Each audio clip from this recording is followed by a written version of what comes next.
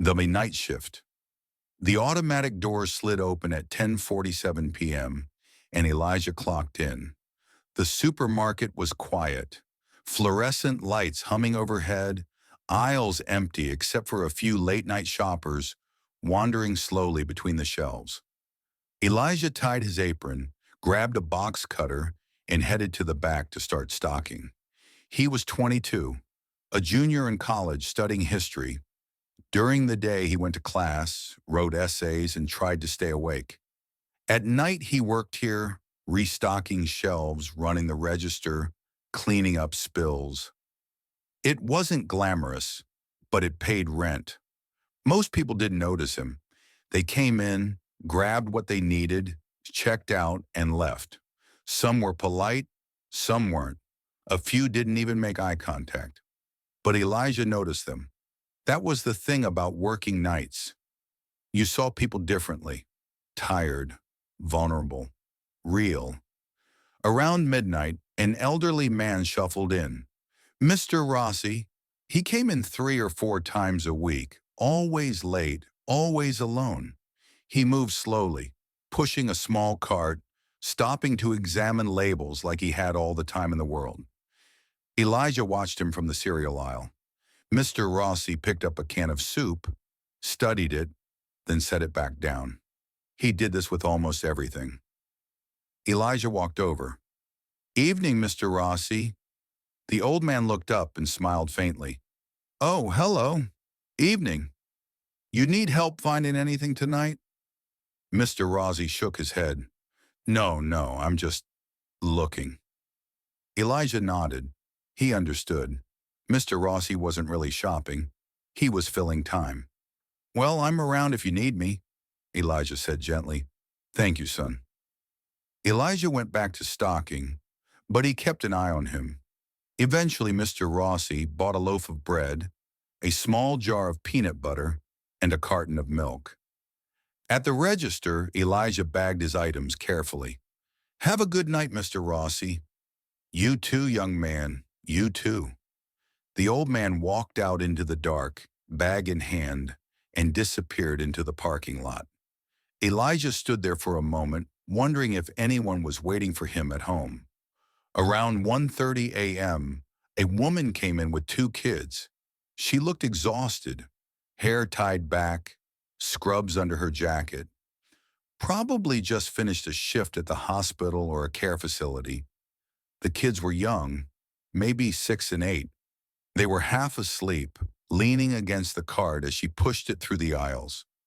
Elijah watched her move quickly, efficiently, grabbing bread, milk, cereal, a box of mac and cheese. Nothing extra, just what they needed. At the register, one of the kids started whining. "Mom, I'm tired." "I know, baby. We're almost done." Elijah scanned her items without saying much. He could see it in her face. She didn't want small talk. She just wanted to get home. When he told her the total, she pulled out her card and swiped it. Declined. She closed her eyes for a second, exhaled, then tried again. Declined. "Hold on," she said quietly, digging into her purse. She pulled out crumpled bills and started counting. Elijah glanced at the total.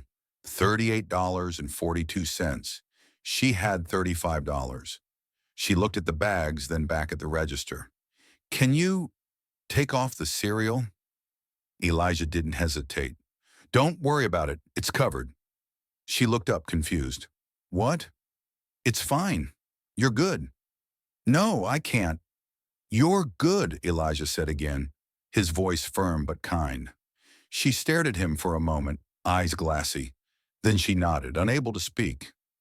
"Thank you," she whispered. "Take care," Elijah said. She gathered her kids in her bags and walked out. Elijah pulled out his wallet and quietly paid the difference from his own pocket. His co-worker, Marcus, leaned over from the next register. "You didn't have to do that, man." "I know," Elijah said. Marcus shook his head, smiling a little.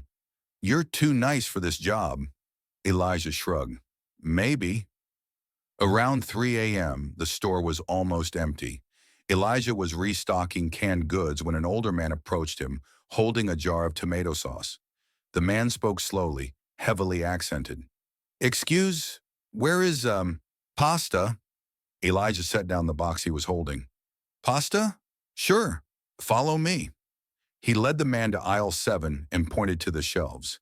Here, spaghetti, penny, whatever you need. The man nodded, smiling gratefully. Thank you, thank you. No problem. The man hesitated, then said carefully, I am new here. America. 6 months. Elijah nodded. Welcome. Where are you from? Syria. Elijah paused. That's a long way. Yes. The man's smile faded slightly. Very long. They stood there for a moment in the fluorescent quiet. Then Elijah said, If you ever need help finding anything, just ask.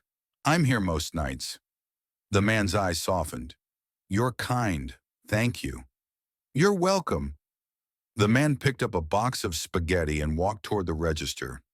Elijah stood in the aisle, thinking about how far that man had come, how much he'd left behind, how hard it must be to start over in a place where even buying pasta felt unfamiliar. At 5:30 a.m., the sky outside started to lighten. Elijah's shift was almost over. He stood by the front windows watching the parking lot slowly fill as early morning shoppers began to arrive. Marcus came up beside him, untying his apron.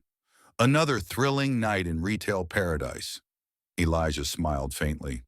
Yeah. Marcus stretched. I swear, man, I don't know how you do this in school. I'd lose my mind. You get used to it. Marcus looked at him. You actually like this job, don't you? Elijah thought about it. I don't know if I like it, but I don't hate it either. Why not? Elijah glanced around the store. The quiet aisles, the empty registers, the hum of the coolers. Because people are real here, he said. You see them when they're tired, when they're struggling, when they don't have anyone else. And sometimes you get to help, even if it's just small. Marcus nodded slowly. Yeah, I guess that's true. At 6 a.m., Elijah clocked out. He walked out into the cool morning air, the sun just starting to rise over the buildings. He was tired. His feet hurt. He smelled like cardboard and cleaning spray. But he felt okay because he realized something. The world doesn't stop at night. People still need things. They still struggle. They still show up. And the people who work while others sleep, the cashiers, the stockers, the night shift workers, they're not invisible. They're the ones holding things together in the quiet hours. And that matters. The lesson. Not all important work is seen. Not all meaningful moments are loud. Sometimes the most human thing you can do is show up quietly, consistently, and care about the people no one else notices. Dignity isn't about the job you have. It's about how you treat people while you're doing it. And the small kindnesses you offer in the middle of the night, those don't disappear when the sun comes up. They stay with people, sometimes longer than you'll ever know.